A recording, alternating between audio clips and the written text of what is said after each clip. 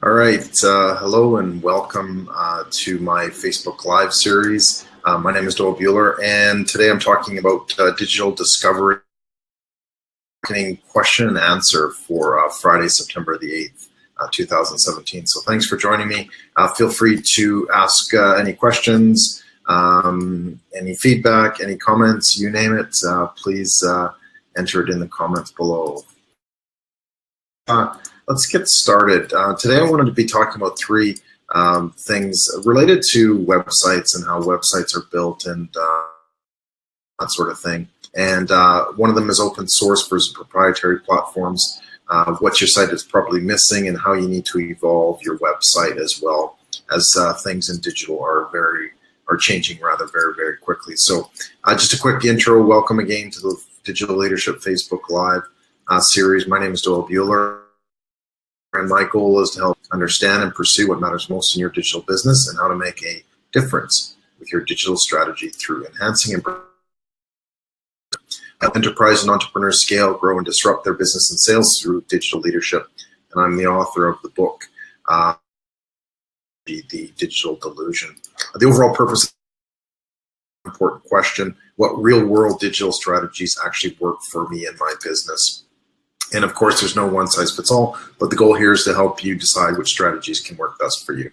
So in today's show, as I mentioned, I'm talking about three specific things: open source, what your site is probably missing, and how do you evolve your website. So the first thing I want to talk about is open source proprietary platforms. And this is a question that I actually get quite a lot, and it always leads to discussions and questions and retorts and that sort of thing. There's two ways of looking at this. The first one is basically looking at it as an open source versus a proprietary platform. And basically what open source means is that you can get anybody to look at it, anybody to support it, anybody can do basically anything that you want to be able to work with your site, versus a proprietary platform where it's very, it's within this box, and unless you're sort of able to program into that box or get programmers into that box, you're kind of that box itself. And so that might kind of give you an indication of which way I sway in that one. But you have, like, it's basically comes down to your content management system or your CMS, and you probably heard of but did you know that there's a WordPress.com and a WordPress.org, and those two are even built slightly differently. You also have Joomla, you have the Wix, Wix.com, and a lot of these new sites that basically allow you to build a website and allow you some of those. With today's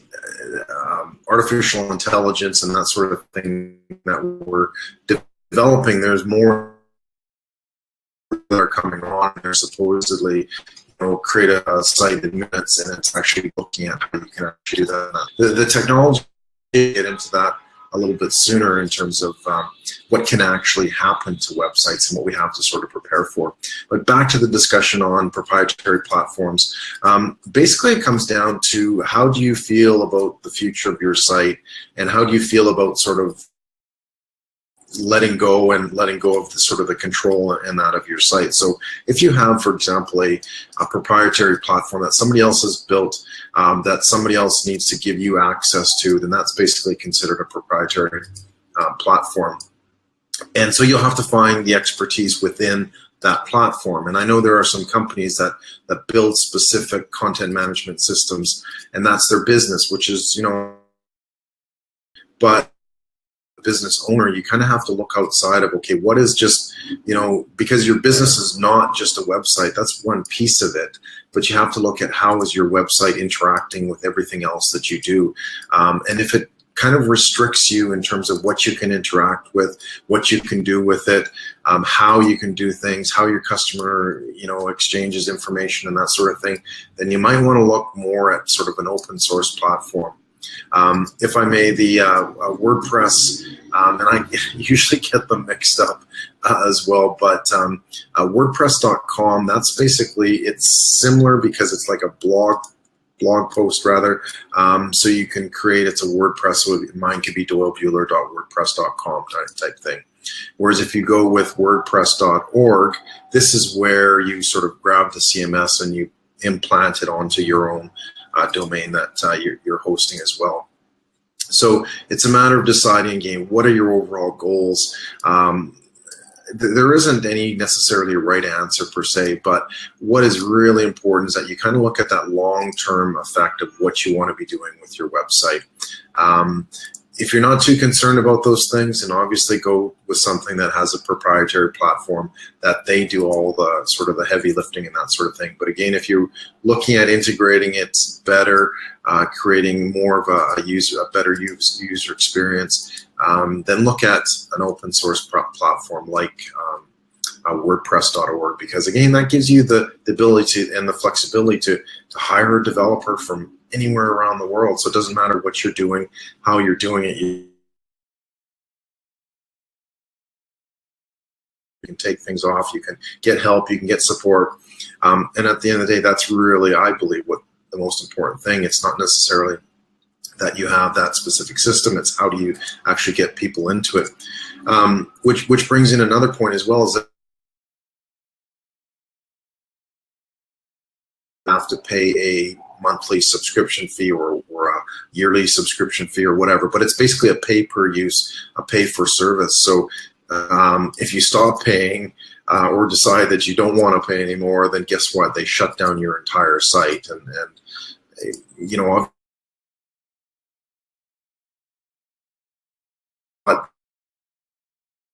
is that if you decide you want to move it, you still have to work within that box that you need to be able to see what else can you do. Again, how can you get developers? How can you get additional people to help and support you and your business and that business? But also take a look at, you know, not short term, because a lot of the proprietary platforms are really designed for, let's get up a website, let's just, you know, blast out some products and that sort of thing. But if you're looking at sort of a more integrated long-term strategy, then I definitely suggest looking at open source like WordPress.org. So hopefully that helps on that matter. Now, what is your site probably missing? Oh, hey, Josh, thanks for showing up. I'm glad you could join me. Feel free to drop me a line or drop any questions as well as we get into this. So cool. Thank you so much. So the next thing that I want to talk about was, oops. There we go. Correct running. And I'm not saying that to say that you have to have everything on your website, but again, a lot of instances where people ask me to look at their site and, you know, sort of help them. And most people have a contact us form, right? Which is fantastic. That's a really good start. The challenge is that you don't have much after that. So I really kind of have to ask that question. Do you have many people you know, filling out that form and contacting you through the website? And yes, you will obviously have some of that, pardon me, but what it really entails is that the contact us form is needed, and it's sort of something that was built into the original web.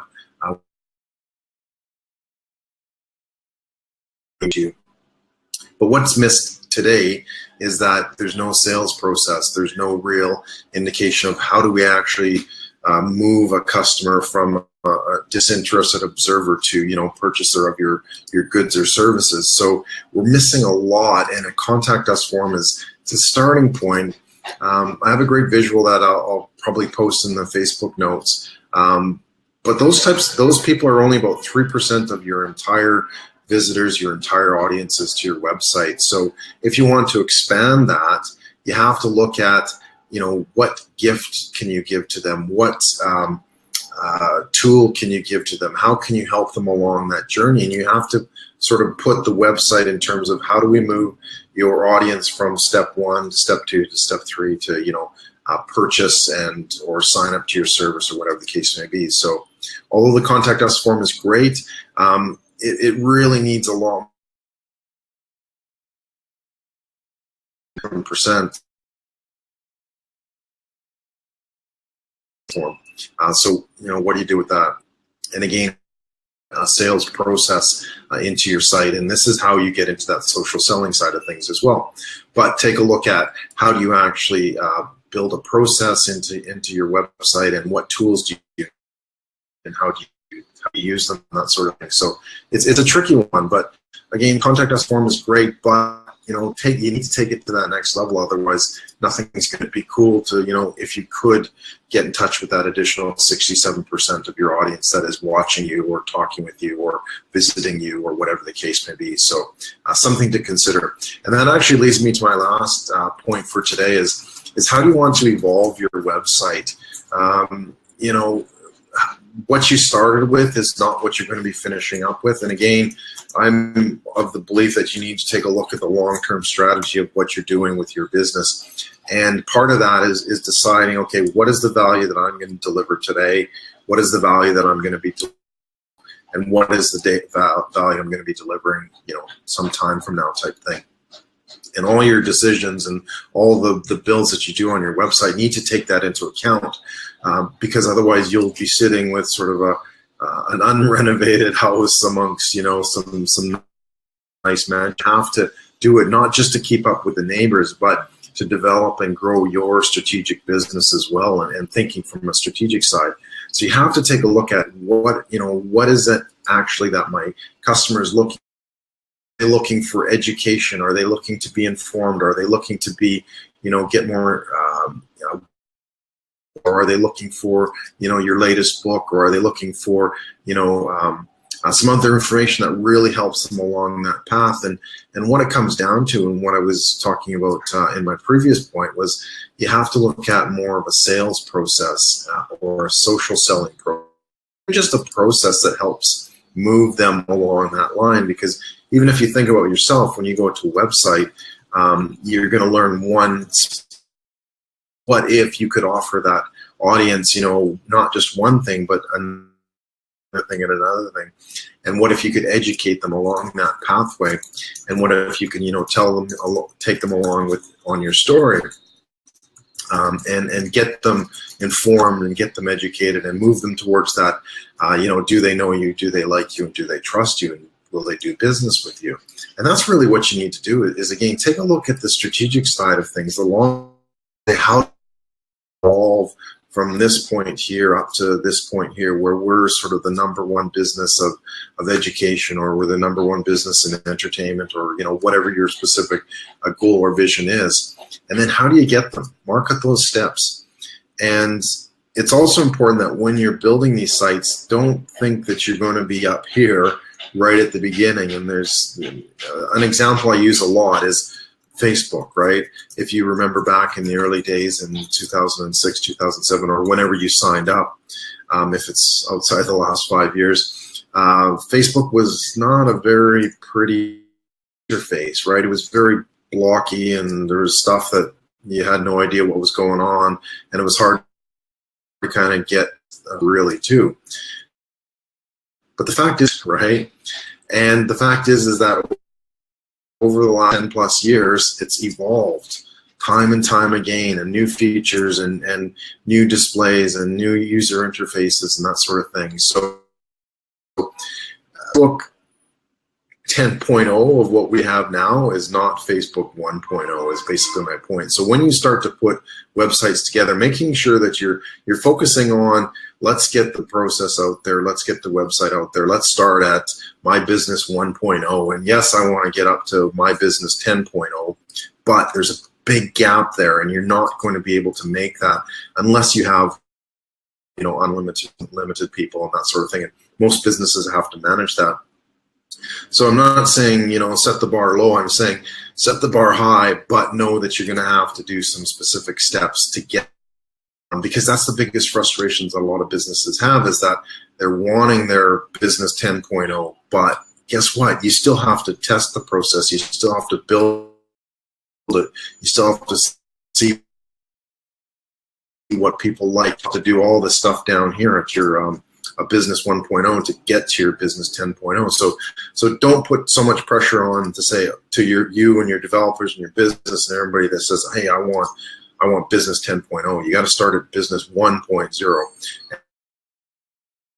And that, and the processes and what's really important to your audience and how to build those in more of a strategic, just sort of flash in the pan website where you throw, look, there's businesses like that, but you know, if that's what you want to build, go for it. But what I would strongly suggest is that you look at long-term business 1.0 to business 10.0, and knowing that there are steps in there, frustration, loss as well. But making sure that they're realistic and that you're able to back them up with what your audience and what your customers actually want to do. So, all right, well, with that, I'm going to close. Thank you so much for watching. Just to explain the format, there are 3 core categories that I go through as part of these Digital Leadership Facebook Breakthrough Live events. Number 1 is on Mondays, the State of Digital, where I talk about specific ideas and insights happening right now, how they affect business and what you can do about it. On Wednesdays, I have a digital leadership guest where I interview an expert in the field and we discuss their strategies for success in the digital space. And then a digital discovery, which is Ask Your Marketing and Strategy Q&A, where I'm reviewing tools, answering questions or specific challenges that that I've been approached with and that sort of thing. It might be holding you back. Please like and leave a question or comment. Hopefully that was informative, and we will see you online. Thank you.